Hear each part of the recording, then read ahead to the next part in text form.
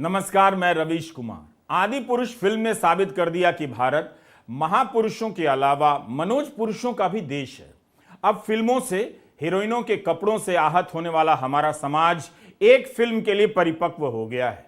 ऐसा नहीं कि इस फिल्म से आहत नहीं हुआ है, लेकिन आहत होने के नाम पर फिल्म के पोस्टर नहीं फाड़ रहा। छिटपुट घटनाओं और बयानों को छोड़ दीजिए तो व्यापक तौर पर लोग ऐतराज ही जता रहे हैं। निर्देशक और संवाद लेखक के घर पर हमला नहीं कर रहे। फिल्म आज भी सिनेमा हॉल में बिना पुलिस सुरक्षा के चल रही है। फिल्म बहुत ही खराब है, फिर भी लोग देखने जा रहे हैं, ये अच्छी बात है। इस देश में हिंदुओं की रक्षा करने के लिए बहुत सारी हिंदू सेनाएं बन गई हैं। इन सभी सेनाओं ने भी संयम का परिचय दिया है। वो जान गई हैं कि जब तक कोई मनोज फिल्म बना रहा है, धर्म को खतरा नहीं है। खतरा तभी है जब कोई अफरोज बनाएगा। गनीमत है कि संवाद किसी अफरोज ने नहीं लिखा, वरना गोदी मीडिया और धर्म रक्षक दल आग उगल रहे होते और निर्देशक गिरफ्तार हो गए होते। मनोज मुंतशिर ने पहले कहा कि हूबहू रामायण है, मॉडर्नाइज नहीं है, फिर कह दिया रामायण से प्रेरित है, आधारित नहीं है। हमारा आज का वीडियो मनोज के झूठ पर है और आपके झूठ पर भी। मनोज हिंदूवादी राजनीति के सिस्टम के आदमी हैं। गोदी चैनलों पर राष्ट्रवाद और राम का एक्सपर्ट बनकर आते हैं तो मोदी जी के मन की बात की डॉक्यूमेंट्री में उसके प्रभाव की कथा सुनाते हैं।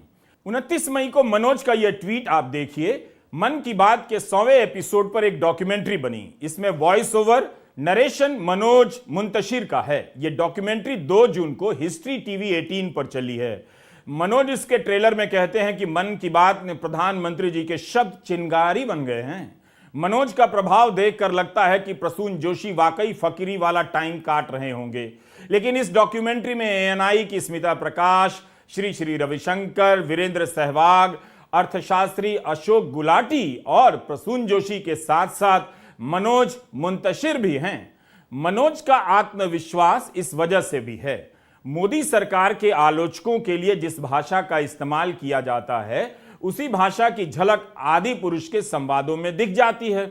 मतलब ये जनाब अपनी पॉलिटिक्स और पॉलिटिक्स की भाषा लेकर फिल्म में आ गए। अब जब लोगों को लगा कि ये भाषा तो ठीक नहीं, तो कहने लगे कि फिल्म का रामायण से कोई संबंध नहीं। पहले कह रहे थे कि रामायण पर आधारित है, अब कह रहे प्रेरित है, आधारित नहीं। इसमें भी झूठ बोलते नजर आ रहे हैं। फिल्म का एक संवाद मनोज के लिए पढ़ रहा हूं ताकि आपको पता चल जाए कि फिल्म रामायण पर आधारित है या नहीं। ये कथा और श्री राम का यशगान करोड़ों कल्पों में भी पूर्ण नहीं हो सकता। श्री राम की महिमा यह है कि वो शब्द और वाणी से परे हैं, फिर भी सबके शब्दों में उतर आए, सबकी वाणी से बोल पड़े हैं। अपने मन में राम की छवि जिसको जैसी दिखी, उसने वैसी राम कथा लिखी। ये फिल्म का हिस्सा है। अपने मन में राम की छवि जिसको जैसी दिखी, उसने वैसी राम कथा लिखी। राम कथा आप कैसे भी लिख सकते हैं। उसे रामायण से अलग नहीं कर सकते। हां, अलग कथा जरूर लिख सकते हैं। कई सारे रामायण हैं जिनके प्रसंग अलग अलग हैं।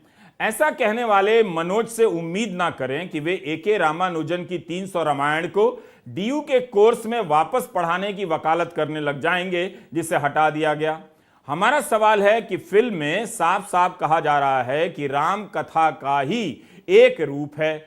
मनोज ने भी पहले कहा हूबहू रामायण है, फिर क्यों पलट गए कि रामायण से प्रेरित है।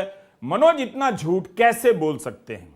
12 जून को मनोज मुंतशिर का ट्वीट है कि आज सुबह हरियाणा के लोकप्रिय मुख्यमंत्री श्री मनोहर लाल खट्टर जी से मिला, उन्हें आदि पुरुष की एक झलक दिखाई, फिल्म के लिए शुभकामनाएं ली और चल पड़ा देवभूमि उत्तराखंड। देहरादून में उत्तराखंड के प्रगतिशील मुख्यमंत्री श्री पुष्कर धामी जी से मिलना सुखद रहा। जय श्री राम गीत से वो प्रभावित हुए, फिल्म को पूर्ण समर्थन और सहयोग देने का आश्वासन दिया। हरियाणा के मुख्यमंत्री ट्वीट करते हैं कि रामायण पर आधारित फिल्म आदि पुरुष की एक झलक देखने को मिली। मर्यादा पुरुषोत्तम श्री राम जी के आदर्शों को दर्शाती इस फिल्म की सफलता हेतु अग्रिम शुभकामनाएं। उत्तराखंड के मुख्यमंत्री पुष्कर धामी ट्वीट करते हैं कि आज सचिवालय में प्रसिद्ध गीतकार श्री मनोज मुंतशिर जी ने भेंट कर मर्यादा पुरुषोत्तम भगवान श्री राम के जीवन पर आधारित आगामी फिल्म आदि पुरुष के विषय में चर्चा की। फिल्म के निर्माता निर्देशक समेत पूरी टीम को आदि पुरुष की सफलता हेतु अनंत शुभकामनाएं। महाराष्ट्र के उप मुख्यमंत्री देवेंद्र फडणवीस भी ट्रेलर देखते हुए अपनी तस्वीर ट्वीट करते हैं और लिखते हैं कि आदि पुरुष मर्यादा पुरुषोत्तम श्री राम के जीवन पर आधारित है। तो दो मुख्यमंत्री और एक उप मुख्यमंत्री अपने ट्वीट में लिखते हैं कि फिल्म रामायण पर आधारित है, मर्यादा पुरुषोत्तम भगवान श्री राम के जीवन पर आधारित है, और मनोज मुंतशिर कहते हैं रामायण पर आधारित नहीं है, प्रेरित है। क्या मनोज ने मुख्यमंत्रियों को गुमराह कर दिया? मुख्यमंत्रियों को बताना चाहिए कि वे मनोज की फिल्म का प्रचार क्यों कर रहे थे। इसका एक जवाब तो नजर आता है कि मनोज उनकी राजनीति के सिस्टम के आदमी हैं, इसलिए मुख्यमंत्री उनसे मिल रहे हैं और फिल्म को लेकर ट्वीट कर रहे हैं। अब आपको संदेह नहीं होना चाहिए कि क्यों हिंदू रक्षक दल चुप हैं। साधु संत टीवी पर आकर आस्था के नाम पर आग बबूला क्यों नहीं हो रहे हैं? ना सेंसर बोर्ड से कुछ पूछ रहे हैं, ना मुख्यमंत्रियों से। लगता है कि उन्हें झूठी खबरों पर ही उबलने की अब आदत पड़ चुकी है, जैसे कि न्यूज लॉन्ड्री के अनमोल प्रीतम की इस शानदार रिपोर्ट ने पर्दाफाश कर दिया है। एक स्थानीय पत्रकार अनिल आसवान ने फर्जी खबर लिख दी और अपनी हेडलाइन में लव जिहाद और हिंदू संगठनों में आया उबाल जोड़ दिया। यहां तक कि एक फर्जी शिकायत पत्र खुद दायर करने की कोशिश कर रहे थे, जिसमें जितेंद्र सैनी का नाम हटाकर सिर्फ उबैद खान का नाम लिखा था। उसके बाद हिंदू संगठनों में उबाल आ गया। हम पूरी रिपोर्ट यहां नहीं बताएंगे। जिस तरह आप खराब फिल्म देखने के लिए गए हैं, उसी तरह इस बेहतरीन रिपोर्ट को देखने के लिए आप न्यूज लॉन्ड्री की वेबसाइट पर जाइए और इस शानदार रिपोर्ट को पढ़िए। झूठी खबर पर अफवाह फैल गई और भाजपा, बजरंग दल, विश्व हिंदू परिषद सबके नेता पहुंच गए, लव जिहाद करने लग गए। इस फिल्म ने भाजपा और हिंदू रक्षक दलों के समूह के दोहरेपन को उजागर कर दिया है। उन्हें देवी देवताओं की भाषा से ऐतराज है, लेकिन राजनीति के स्तर पर घर घर में बोली जाने वाली हर आलोचना के जवाब में ऐसी ही भाषा का इस्तेमाल होता है, उससे ऐतराज नहीं है। यह उन मुख्यमंत्रियों के नाम है जिन्होंने फिल्म को आशीर्वाद दिया है और फिल्म के आखिर में बताया गया है सभी भाजपा के हैं। नाम पढ़ने में दिक्कत है तो आप ये फोटो देख लीजिए। मनोज केवल मोदी जी के निकट नहीं, मोहन जी के भी निकट हैं। मोदी जी के साथ यह तस्वीर 31 मार्च 2023 की है। इसके बारे में मनोज ने लिखा है कि एक युग पुरुष के साथ गुजरे 45 मिनट, वो भी बिना किसी अपॉइंटमेंट के, जीवन भर याद रहेंगे। आपकी सहजता अद्भुत, अलौकिक और अविस्मरणीय है माननीय नरेंद्र मोदी जी। सोचिए, मोदी जी मनोज से बिना अपॉइंटमेंट के मिलते हैं। वे देश के प्रधानमंत्री हैं और मणिपुर के विधायक, विपक्षी दल और आम लोग उनसे नहीं मिल पा रहे हैं। 1.5 महीने से ज्यादा का समय हो गया वहां हिंसा की चपेट में राज्य को आए हुए। अब ऐसे मनोज के प्रति हिंदू रक्षक दल उबल गए तो खुद उन्हें रक्षा की जरूरत पड़ जाएगी। आस्था के नाम पर ज्यादा आहत हो गए तो खुद खतरे में पड़ जाएंगे। इस फिल्म में योगी जी का भी आशीर्वाद शामिल है। फिल्म से संवाद हटाने के ऐलान के कई घंटे बाद सूचना प्रसारण मंत्री का भी बयान आ गया। अनुराग ठाकुर ने आज कहा कि सेंसर बोर्ड ने विवादित हिस्से पर फैसला ले लिया है और संवाद लिखने का भी बयान आ गया है। किसी की भावनाओं को ठेस पहुंचाने का अधिकार किसी को नहीं। तो क्या संवाद हटाने का फैसला सेंसर बोर्ड का था? पर इसका ऐलान तो मनोज मुंतशिर ने किया था। यही नहीं, मनोज मुंतशिर ने मुंबई पुलिस से अपने लिए सुरक्षा भी मांगी है। गलत तरीके से आप ये बोल रहे हैं कि चेंज कर देंगे, ये कर देंगे। जो लोगों ने देख लिया, जो एक मूवियों को धर्मों का वो करने के लिए यूज किया जा रहा है, वो गलत तरीके से यूज किया जा रहा है और बहुत गलत तरीके से उसको दिखाया गया है। चेंज करने से कुछ नहीं होगा। जितने लोगों ने देख लिया, जितने लोगों ने समझ लिया, उतना तो खराब लोगों के दिमाग में बैठी गई ना सारी चीजें। वो रामायण के अनुरूप नहीं है। हमारी संस्कृति को वो थोड़ा खराब कर रही है, जिस तरह से वो उस समय की मर्यादा के अनुरूप रामायण हमारी है, जिसे हम मानते पवित्र, और उसमें उसके रूप में इस भाषा का जो प्रयोग किया गया है, ये बिल्कुल अमर्यादित भाषा है, जो कि आज के यूथ को देखते हुए नहीं, पर हमारे संस्कारों को देखते हुए उस भाषा का प्रयोग बहुत गलत किया गया है। भी तो मतलब ठीक है, पर मतलब मूवी में जो मतलब गाली गलौज मतलब दिया हुआ है, जैसे सीता का और वो रावण जो बोल रहा है, हनुमान जी का भी अपमान किया है, तो उसमें ये हमको समझ में नहीं आया। मतलब ये ऐसा क्यों, मतलब क्यों? हमने रामायण भी पढ़ी हुई है, उसमें भी हमको ये समझ में नहीं आया क्या किया जाए। हमको बड़ा पिक्चर का बड़ा अपमान किया गया। इसे ही मैं एक फिल्म भर के लिए हिंदू परिपक्वता का नाम देना चाहता हूं। जिस देश के पीएम से मणिपुर नहीं संभल रहा, उस देश के लोग अब आहत होने पर अपनी आस्थाओं को खुद ही संभालना सीख गए हैं। इस फिल्म के दो प्रकार के आलोचक हैं, एक जो धर्म और राष्ट्रवाद की राजनीति करने वाले समर्थक और दर्शक हैं, और दूसरे जो इस राजनीति के आलोचक हैं। मनोज के समर्थन में लिखने वालों ने धर्म की राजनीति, फिल्मों पर बैन की राजनीति के विरोधियों की आलोचना शुरू कर दी है। ये चालाकी से कर रहे हैं, फिल्म और मनोज की नहीं कर रहे हैं। धर्म और राष्ट्रवाद के नाम पर गुमराह किए गए दर्शकों को मनोज के समर्थक और मनोज भी अपने लोग कहते हैं। इन अपने लोगों की आलोचना नहीं हो रही है, बल्कि उनकी की जा रही है जो अपने नहीं हैं और फिल्म पर सवाल उठा रहे हैं। यह गेम समझिए।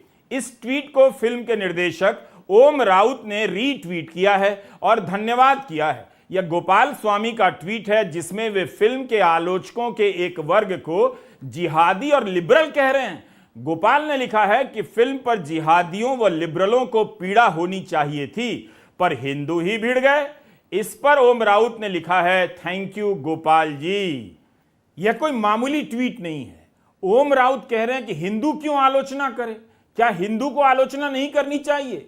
आलोचकों को हिंदू बनाम जिहादी में बांटने के इस खतरनाक खेल को समझिए। अब ये इस पर उतर आए हैं, निर्देशक किसे जिहादी और लिबरल बता रहे हैं। इस फिल्म की आलोचना तो विचारधारा के हर खेमे के लोगों ने की है। क्या एक खेमे को जिहादी और लिबरल बोलकर अलग किया जा सकता है ताकि हिंदू के नाम पर यह सबको चुप करा सकें? इसे एक और तरह से पढ़ लीजिए। जिहादी और लिबरल को लाकर ये आलोचकों को डरा रहे हैं कि आप आलोचना करेंगे तो उल्टा आप पर यह लेबल चिपका देंगे। यह खेल है। मनोज का राजनीतिक समर्थक वर्ग भी तो आलोचना कर रहा है, जिसे ओम राउत रीट्वीट के जरिए हिंदू बता रहे हैं। वैसे भी यह बहस अब समाप्त हो जाएगी, क्योंकि प्रधानमंत्री अमेरिका जाने वाले हैं और टीवी पर केवल मोदी मोदी होगा, ताकि उन्हें हिंदी प्रदेश के गांवों में ग्लोबल लीडर के रूप में दिखाया जा सके।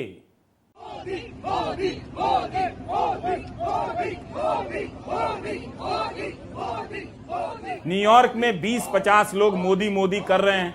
करना ही था तो थोड़ा ज्यादा लोगों को ले आते। न्यूयॉर्क में ही लाखों भारतीय नौकरी करते हैं। इतने कम लोगों को देखकर कोई हंस ना दे कि भारत के लोकप्रिय प्रधानमंत्री के लिए माहौल बनाने यही 10-50 लोग मिले। इनमें बीजेपी के भी कार्यकर्ता हैं। इसी 20 लोगों के वीडियो को लेकर गोदी मीडिया चिल्लाने न लग जाए कि अमेरिका में बज गया मोदी का डंका। इन लोगों को यह सब नहीं करना चाहिए। जब न्यूयॉर्क में रहने वाले भारतीय वहां छुट्टी लेकर हजारों की संख्या में आ जाएं, तब रैली करें और उसका वीडियो बनाकर भारत भिजवाएं। अब टीवी पर केवल अमेरिका का दौरा कवर होगा। आदि पुरुष का कोई विरोध भी करेगा तो कवर नहीं होगा, और जब कवरेज ही नहीं होगा तो विरोध क्यों करेगा? अमेरिका पहुंचने दीजिए। इस फिल्म को लेकर बैकफुट पर जितने भी अंकिल लोग हैं, अंकिल देखिएगा उस समय हाउसिंग सोसाइटी के व्हाट्सएप ग्रुप में कैसे उत्पात मचाएंगे कि मोदी ये हैं, मोदी वो हैं। आदि पुरुष छोड़ो, असली पुरुष आ गए हैं। कुछ ही महीने पहले की बात थी जब दीपिका की बिकिनी के रंग से आस्थाएं धधक उठी थीं। कुछ सेकंड के लिए बिकिनी के उस रंग से धर्म पर खतरा मंडराने लगा, बवाल मच गया। आपने परिपक्वता नोटिस नहीं की। किसी ने बिकिनी का विरोध नहीं किया, केवल एक रंग का किया। इस तरह से उस रंग की बिकिनी को छोड़कर बाकी सभी रंगों की बिकिनी ड्रेस कोड का हिस्सा बन गई। उनसे आस्था सुरक्षित हो गई क्या? जो काम पठान के निर्देशक सिद्धार्थ आनंद को करना पड़ा, वो आदि पुरुष के मनोज और ओम राउत को भी करना पड़ेगा। यह दुखद तो है। अगर अन्याय है तो यही अन्याय है। ऐसा नहीं होना चाहिए। हमारी आस्था फिल्मी सीन से खतरे में क्यों पड़ जाती है? इस तरह की खबरों से क्यों नहीं पड़ती कि धर्म और राष्ट्रवाद की राजनीति करने के बाद भी मेरठ में बीजेपी के नेताओं पर कैसे कैसे आरोप लगे? इनके घर के बाहर चरित्रवान हिंदू रक्षक प्रदर्शन क्यों नहीं करते? आए दिन ऐसी खबरें आ रही हैं जिसमें बीजेपी के नेता और धर्म के रक्षक लड़की को गोली मार रहे हैं, तो छेड़खानी कर रहे हैं, अश्लील वीडियो बना रहे हैं। फिर भी हिंदू रक्षक दलों की आस्था उस समय आराम कर रही होती है। फिल्मों से आहत होने की राजनीति के इतिहास में आदि पुरुष का प्रसंग बिल्कुल अलग है, सबसे अलग। जैसे विश्व कप का फाइनल चल रहा हो फुटबॉल का, ओम राउत की टीम के सारे खिलाड़ी विरोधी दल के फॉरवर्ड एरिया में घुस गए हैं। सब इंतजार कर रहे हैं कि गोलकीपर मनोज गेंद को लंबी उछाल देते हुए उनकी दिशा में फेंक देंगे, लेकिन मनोज उल्टा काम कर देते हैं। वे अपनी ही टीम के गोल पोस्ट में शॉट मार देते हैं। इस वक्त हिंदी के अखबारों में आए दिन राम मंदिर की तैयारियों से जुड़ी खबरें छपती रहती हैं ताकि 24 के लिए माहौल बने। मंदिर के बहाने माहौल निर्माण की राजनीति को इस फिल्म ने बहुत धक्का पहुंचाया है।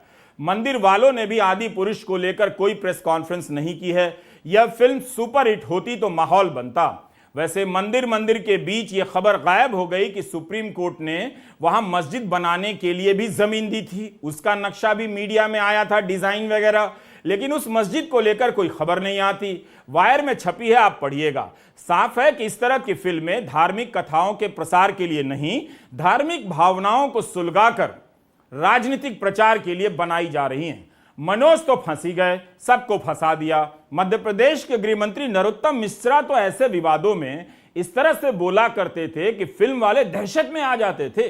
उन्होंने मनोज को नहीं ललकारा है, इसलिए यह कहना गलत है कि आदि पुरुष की बहस के नाम पर मनोज को आतंकित किया जा रहा है। उन्हें डरने की कोई जरूरत नहीं, ना किसी ने डराया है, बल्कि उनके काम से दूसरों को डराने वाले मनोज समर्थक खुद डर गए हैं। समाजवादी पार्टी के नेता स्वामी प्रसाद मौर्य ने फेसबुक पर लिखा है कि गुंडे, मवालियों और टपोरियों की भाषा का इस्तेमाल किया गया। अगर इससे अपमान हुआ है तो आतंकवादियों की भाषा बोलने वाले साधु संत और धर्म के ठेकेदार किस चूहे के बिल में घुस गए हैं, जो कल तक मेरी हत्या करने, सर धड़ से अलग करने की धमकी दिया करते थे। आम आदमी पार्टी के सांसद संजय सिंह भी खूब बोल रहे हैं। यह फिल्म रिलीज कैसे हो गई? सवाल तो इस बात का है, सेंसर बोर्ड जो है, भाजपाइयों का सेंसर बोर्ड, वो भांग खा के सो रहा था क्या? उसको अकल नहीं आ रही थी? किस व्यक्ति को यह स्वीकार्य है? किस हिंदुस्तानी को यह स्वीकार्य है? किस हिंदू को यह स्वीकार्य है कि कल्पना के आधार पर एक दृश्य रामायण के आधार पर बनी फिल्म आदि पुरुष में दिखाया जाए, जिसमें सीता मैया के गर्दन पर छुरी दिखाई जाए? किसको बर्दाश्त है बताइए आप? सुसैन वैद्य नहीं आ रहे हैं उसमें, फिल्म में। उसमें दो महिलाएं आ रही हैं।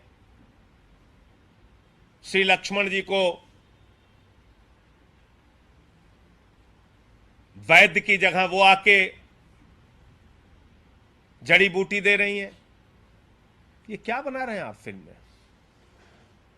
तमाशा कर रहे हैं। डायलॉग तो मैंने कल सुनाया था, आज दोबारा सुनाने का मन नहीं है, कहिए तो फिर से सुना दो। तो सड़क छाप भाषा का इस्तेमाल आप कर रहे हैं। भगवान श्री राम का, भगवान बजरंग बली का, माता सीता का घोर अपमान कर रहे हैं और भाजपाइयों के आशीर्वाद से कर रहे हैं, बीजेपी नेताओं के मिली भगत से कर रहे हैं और उसका जश्न मना रहे हैं। कह रहे हैं सैकड़ों करोड़ कमा लिया, सैकड़ों करोड़ कमा लिया। अरे भाजपाइयों, धर्म को धंधा मत बनाओ। मनोज मुंतशिर जैसे जैसे फंसते जा रहे हैं वैसे वैसे बयान बदलते जा रहे हैं। अब कह रहे हैं कि वे केवल संवाद लेखक हैं, पटकथा किसी और ने लिखी। अरे भाई, किसी और ने नहीं, निर्देशक ओम राउत ने लिखी है। आपने कभी देखा है कि गोदी मीडिया के स्टूडियो में संवाद लिखने वाला भी हीरो के साथ आया है और उसका इंटरव्यू चल रहा है मेन कैरेक्टर की तरह? जाहिर है मनोज इस फिल्म के प्रचार का चेहरा है और बहुत कुछ वही मुख्यमंत्रियों से मिल रहे हैं। संवाद लिखने वाला कब से इतना हाई फाई हो गया कि वो सीएम से मिलकर प्रचार कर रहा है। क्या ये सुख दूसरों को भी मिलेगा तो काफी अच्छा होता, क्योंकि मनोज उसी राजनीतिक सिस्टम के आदमी हैं। विवाद के पहले तक मनोज भी फिल्म के ब्रांड एम्बेसडर थे। अब विवाद हुआ तो एम्बेसडर छोड़कर पैदल भागने लगे। इस वीडियो को आप ठीक से देखिएगा, आप खुद को ठीक से समझने लग जाएंगे और जानने लग जाएंगे। आदि पुरुष पर भी बहस हो सकती है कि आदि पुरुष कैसे हुए, मगर किसी ने वो सवाल पूछा ही नहीं। यह आदि पुरुष के निर्देशक ओम राउत का ट्वीट है। सिनेमा हॉल में एक सीट हनुमान जी के लिए छोड़ी गई है। हर सिनेमा हॉल में उनका दावा है कि एक कुर्सी हनुमान जी के लिए छोड़ी गई है। रामानंद सागर के रामायण के समय लोग सीरियल शुरू होने से पहले अगरबत्ती जलाते थे, प्रणाम करते थे, चप्पल उतारकर कमरे में आते थे। यह तस्वीर उसी परंपरा की अगली कड़ी है। अब इसके बाद ओम राउत और मनोज कह सकते हैं कि यह फिल्म रामायण पर आधारित नहीं है, प्रेरित है। ये कैसे कह सकते हैं? बल्कि यही लोग ऐसा कह सकते हैं। पैसा कमाने के लिए ओम राउत हनुमान जी के नाम पर भावुकता पैदा कर रहे थे, तो अब उन्हें जो भी कमाई हुई है उसका कुछ हिस्सा हनुमान जी के मंदिरों के विकास के लिए दान कर देना चाहिए। यह बस एक सुझाव है। मनोज को अपनी कमाई से किसी को कुछ देने की जरूरत नहीं है। इसलिए कहा कि एक फिल्म के लिए ही सही परिपक्वता दिखाई दे रही है, और इस फिल्म के साथ ही वह परिपक्वता समाप्त तो हो जाएगी। कपड़ा तेरे बाप का, तेल तेरे बाप का, आग तेरे बाप की तो जली किसकी। केवल संवाद ही फटीचर नहीं है। फिल्मों के कई प्रसंग को लेकर भी दर्शक सवाल उठा रहे हैं। कपड़े को लेकर, गेटअप को लेकर भी नाराज हैं। हाउसिंग सोसाइटी के व्हाट्सएप ग्रुप में भी फिल्म के खिलाफ अभियान नहीं चल रहा है। इससे ज्यादा समर्थन क्या हो सकता है। अगर कोई इस फिल्म का विरोध कर रहा है तो यही लोग कर रहे हैं जो फिल्म को लेकर उत्पात मचाने वाले थे मगर संवाद के कारण सहम गए हैं। इनकी चुप्पी इस फिल्म का विरोध है। एक फिल्म के लिए ही सही हमारे जहरीले अंकिल लोग भी परिपक्व हो गए हैं, केवल विरोध कर रहे हैं। हमने सिनेमा देखकर लौट रहे कुछ लोगों से पूछा फिल्म कैसी लगी। मूवी में जो सब कुछ दिखाया है ना, सब कुछ ही गलत है, सब कुछ ही उल्टा दिखाया गया है। सबसे पहले रावण के बारे में सोच लेते। रावण के बारे में कोई नहीं बताता है। रावण जो था सबसे बड़ा शिव भक्त था। जैसे ही रावण की एंट्री होती है तो रावण के हाथ में रुद्राक्ष होता है। अच्छा ही वो रावण अपने असली किरदार में आता है तो रुद्राक्ष टूट जाता है। क्या ऐसा पॉसिबल है? नहीं ना।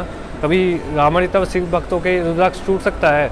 नहीं। फिर अगले ही पल से रुद्राक्ष वापिस आ जाता है। ये कैसे पॉसिबल है? सब मूवी में सब कुछ गलत है, कुछ सही नहीं दिखाया गया है। ये सब बकवास है, कुछ नहीं। मूवी मुझे इतना वो नहीं आया क्योंकि इनमें भगवान हमारे कितने अच्छे थे नेचर वाइज। उनके चेहरों पे कभी क्रोध नहीं था, गुस्सा नहीं था। तो आज उसमें हमें ये देखने को मिला कि रावण के मुंह मतलब हमारे राम जी के मुंह पे उन पे हंसी नहीं, उनके मुंह पे वो मतलब क्रोधित दिखाई दे रहे हैं। और रावण जो है वो इतने मतलब सही थे, वो अपनी मतलब मसाज करवा रहे, मतलब क्या दिखा रखा कुछ समझ ही नहीं आया हमें। तो बहुत ज़्यादा अंतर है, सब कुछ ही गलत है। जो राम के बारे में बताया गया है वो सब मूवी में इसमें भी गलत है। पुरानी वाली जो रामायण थी उसमें सब दिखाया था, उसमें काफ़ी अच्छा था, बहुत ज़्यादा देखने में अच्छा भी लगता था। इस मूवी को देख के ऐसा लगता है सब कॉमेडी है। इसमें जो पिक्चरों में भगवानों का संवाद दिखाया वो अच्छा नहीं लगा। मतलब भगवानों के लिए बेकार है। उनको वो खुद भी होते तो पता नहीं क्या होता।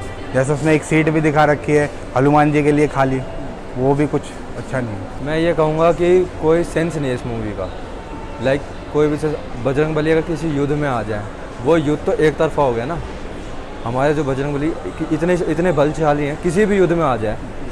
हमारे जैसे महाभारत में भी बताया गया है कि अर्जुन को कहा था श्री कृष्ण ने कि तुम्हारी सहायता एक इंसान कर सकता है, बजरंग बली। उनके रथ पे हमारे बजरंग बली बैठे थे। और इसमें दिखा रहे हैं बजरंग बली पिट रहे हैं या कुछ भी हो रहा है, हमारे बजरंग बली ऐसे कर रहे हैं। मैं तो नहीं कहूँगा कि कुछ भी सेंस है मूवी का। भगवान राम का सीता जी के कपड़े कैसे दिखाए गए, मैं नहीं मानता हूँ कि उनने इस तरह के वस्त्र पहने होंगे, जो चीज़ गलत है। बिल्कुल बेकार डायलॉग है, अच्छे नहीं है। मतलब हनुमान जी ऐसा बोल ही नहीं सकते। उनको ऐसा दिखाया, वो बाप बोल रहे हैं, ऐसा बोल रहे हैं, मतलब बहुत बेकार। जिस तरह कोरोना के समय ऑक्सीजन की कमी से मरने के बाद भी लोगों ने मान लिया कि ऑक्सीजन से कोई नहीं मरा, उसी तरह से इस बार भी लोग मान लेंगे कि जिस फिल्म का टिकट रामायण का सोचकर कटाया वो रामायण नहीं है, क्योंकि मनोज कह रहे हैं, जबकि वही मनोज राम के नाम पर ही दर्शकों को बुला रहे थे।